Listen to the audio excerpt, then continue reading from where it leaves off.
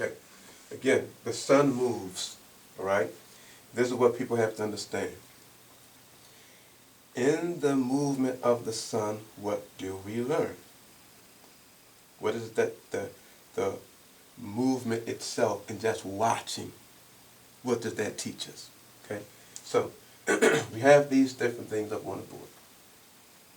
These are markers. Although man has labeled these, be it equinox, equilux, solstice, etc., they are very specific markers that can be identified if you do one simple thing. Watch the movement of the sun. Now, we talked about how the sun rises and the sun sets. What the Most High helped me to see was this. Now, there's a time period when you see a sunrise, right? There's a time period where you see all the light of the sun, but you still don't see the sun coming up above the horizon. When it comes to the sun rising, that time period of the light we refer to as the dawn. Same thing happens when the sun sets, right after you can't see it anymore. And again, you have to see this on the coast when you see it disappear on the horizon. But when it disappears on the horizon, it doesn't become immediately dark. You still have light left over. Okay? We refer to that as dusk. That is how the sun moves. So he teaches us that every day you see the light from the sun, and then the sun eventually rises. It reaches its high point, then it starts to go down, and then it eventually goes all the way down, but after it disappears, you see just the brilliance of the light, and then eventually that light fades. We see that every single day. But what the Creator helped me to understand, the same thing happens on a larger scale throughout the course of a year. So let's look at it this way. I'm going to do it like this. I'm doing it this way just so we can understand it. But keep in mind, the sun has a circular movement. Okay? Let's keep that in mind. Now, I want to read a few passages. We've already seen where the sun is said to have a circuit, that it has alterations of turning and change of seasons. Now, in Bereshit chapter 8, verse 22. Bereshit 8:22. What we see is that, let me move this over a little bit. Seems to have knocked that off. My apologies. All right. It says, while the earth remains, seed time and harvest, cold and heat, and summer and winter, and day and night shall not cease. Right? All right. Now, this is what we have to understand in regard to the seasons. According to the Torah, there are only two. You have the summer and you have the winter. Okay, summer and winter. Those are your two seasons. Now, let's substantiate that.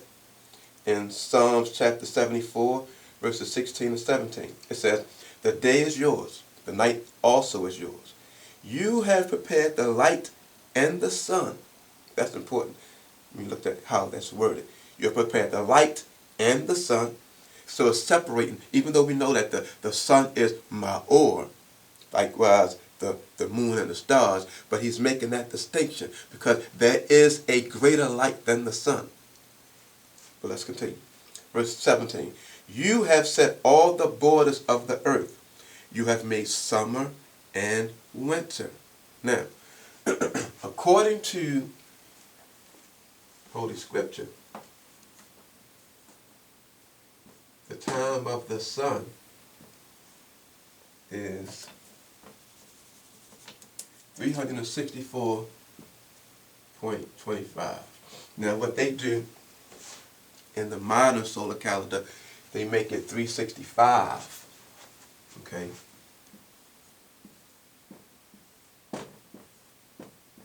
Okay?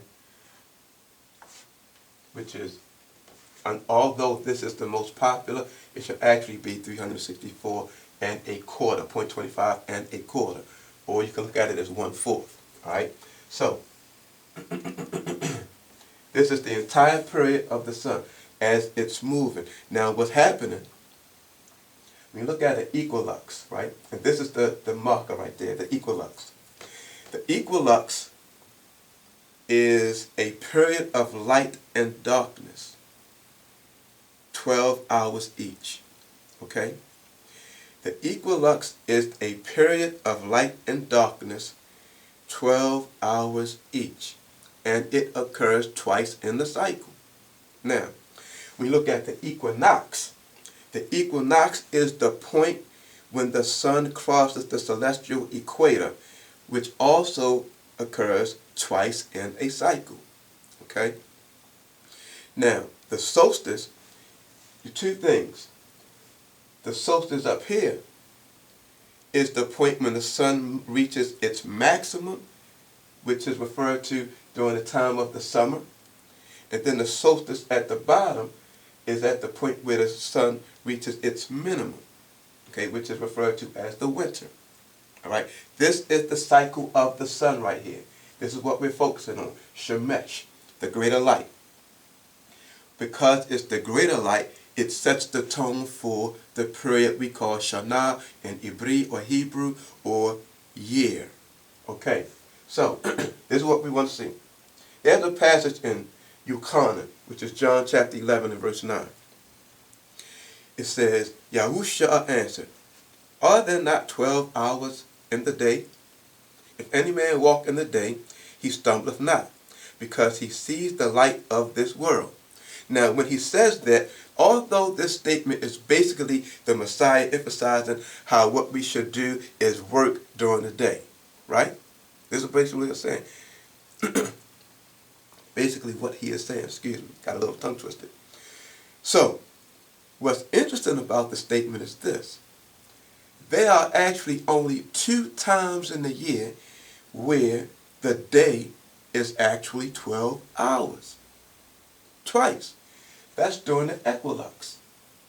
Okay? Now, the sun is always in motion. This is something else we have to keep in mind. The sun is always moving, likewise the moon, likewise the stars. And we'll get to those in their respective order.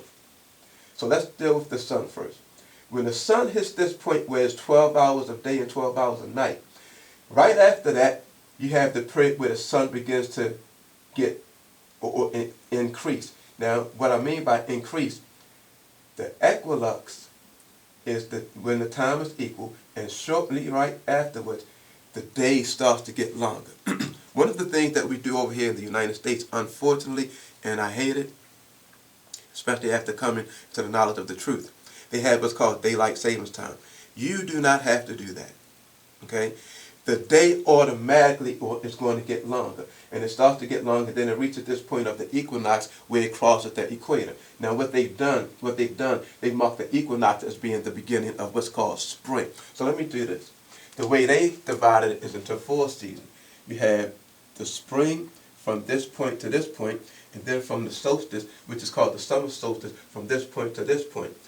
But you have the spring from here, and then you have the summer from here.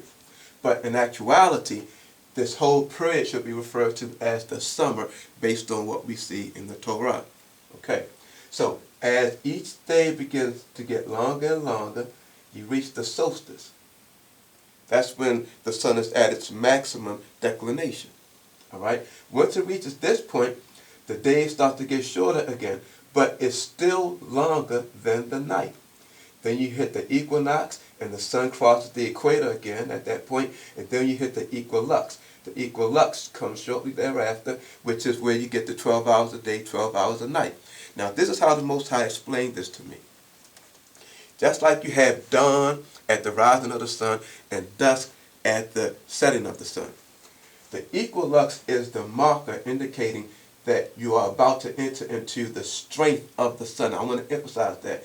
Why we say strength of the sun is because each of the days begins to get longer. Okay? And of course you have the equinox there, which is just a point in the orbit of the sun.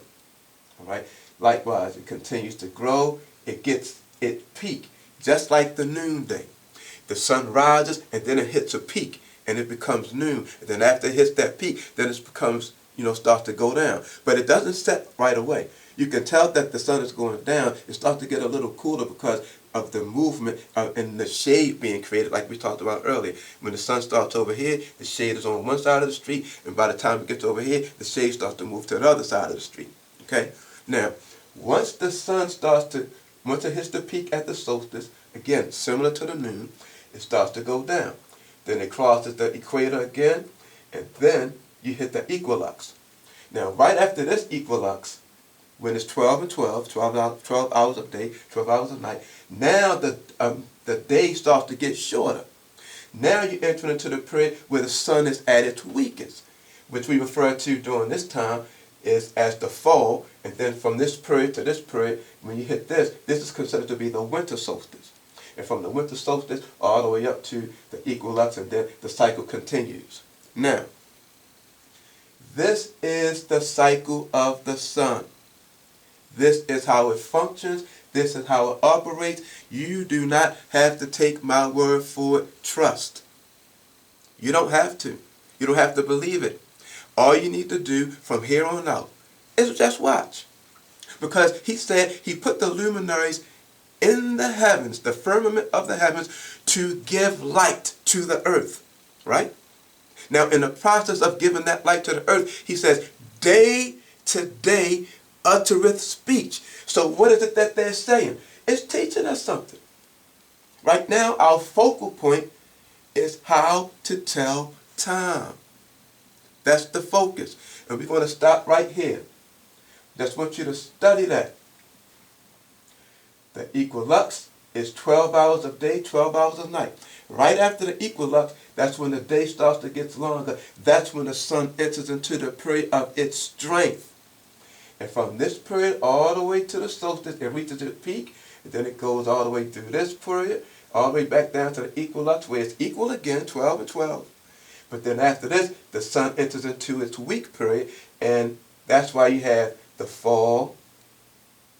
You hit this solstice, that's why you have the winter. But again, this whole period is called winter. This whole period is called summer, according to the Torah. But utilizing the terminology that we use here throughout the world, you have spring, summer, fall, and winter. Matter of fact, this is called the vernal or the spring equinox, whereas this is called the autumnal or the fall equinox. Okay, so keep these things in mind. And when we come back, what we're going to be doing, we're going to take a look at the lesser light. And as we go through, we're going to allow Abba to put this together, because we're not relying on anything that I say. And I don't want anybody to rely on anything anybody else says. If you have two eyes to see, even if you don't have two eyes to see. I learned something years ago. How does a blind man know when the sun rises? Because they're able to feel the heat of the sun. So even so, you can tell by the change in the weather patterns that something's happening with within the atmosphere. Okay? So again, you don't have to take my word for it. You don't have to take anybody's opinion for it. But just be observant. Watch, like the scripture says. Watch the movement of the sun. Look at it when it's rising and when it's setting. And compare that to what we look at as a greater rising and a greater setting. Okay? And I'm going to stop right here for today. Like I said, next time we pick up, we will be looking at the lesser light, which is the moon. Hallelujah. Beshem Yahusha HaMashiach. Gracious and merciful Father, Holy One of Israel, we thank you for the blessing of life and the opportunity to go through your word and learn, Heavenly Father, which you have given for us to learn. We ask you to engrave this teaching upon our hearts and upon our minds, and uplift our spirit, that we may gain an understanding of Shemesh, the greater light, and the intent and purpose why you created it. We ask these things humbly and sincerely in Yahushua HaMashiach's holy and most precious name. And as always, Heavenly Father, we pray that you forgive us for our sins, that you strengthen us by your Spirit to be obedient to your voice in all things, not going straight to the right or to the left, but as always, maintaining the course, staying on the path of righteousness, which leads to your salvation. We humbly and sincerely ask these things in the name of Yahushua HaMashiach, our Savior, our Redeemer, and our soon coming King. Hallelujah. Amen.